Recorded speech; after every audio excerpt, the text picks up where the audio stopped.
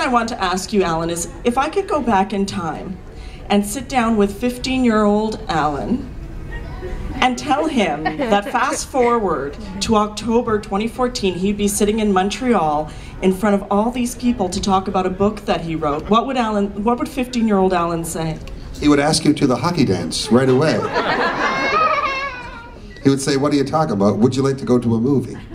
I don't know where I would have taken you to a movie. Now that I think we didn't have a movie to take you to.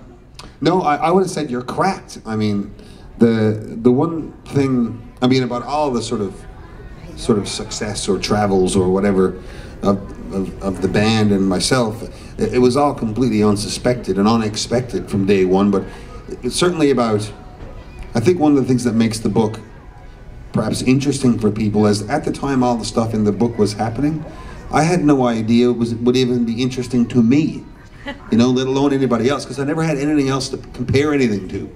You know, I lived in this little small town in Newfoundland, and I didn't, it was just a few weeks before the internet came, and you know, we didn't have cable TV, and we didn't have stuff, and it was just, I had no idea that my young life was radically different than anybody else's young life. You know, I suppose I never thought about it very much, and to think that, you know, here in my late 20s,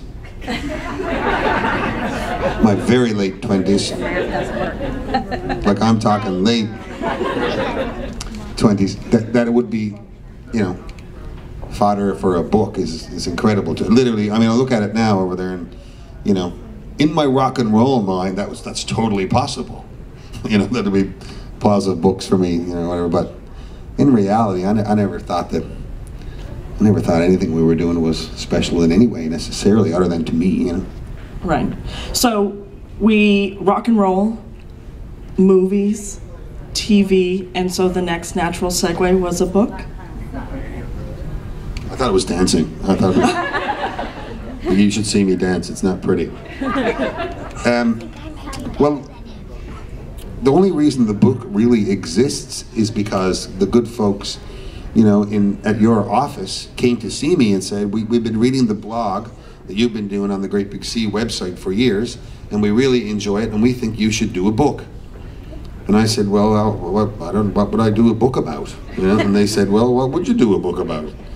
And I said, I don't know, I could write a few stories growing up in Petty Harbour and that kind of thing. And they said, yes, I think that'd be great. So I said, okay, well, probably be great. And I wrote a few stories, and you know them very well, but just so people here know, Scott Sellers at Random House Canada was very encouraging from the beginning, and he paired me up with a lady named Nisa Pronovo, who's well, I think she's the greatest editor in the world.